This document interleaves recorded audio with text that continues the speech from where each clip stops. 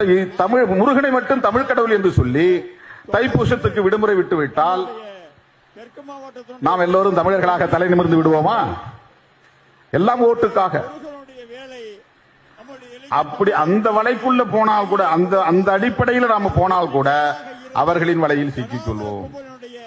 நாங்க தமிழ் கடவுள் முருகனை கும்பிடுறோம் அப்படின்னு போனா கூட குலதெய்வ மறைந்த தலைவர் பாரத ரத்னா வாஜ்பாய் அவர்கள் காலமாகிவிட்ட நிலையில் அவருக்கு அஞ்சலி செலுத்துவதற்காக நாம் கூடியிருக்கிறோம். விடுதலை சிறுத்தைகளின் சார்பில் அவருக்கு எமது செம்மாந்த வீர வணக்கத்தை செலுத்துகிறேன்.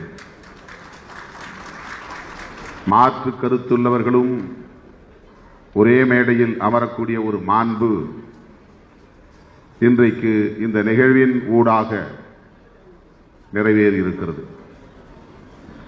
வட இந்திய மாநிலங்களில் இது இயல்பானதென்றாலும் தமிழகத்திலே இப்போது அண்மை காலமாக இந்த நாகரிகம் வளர்ந்து வருவது ஆறுதல் அளிக்கிறது.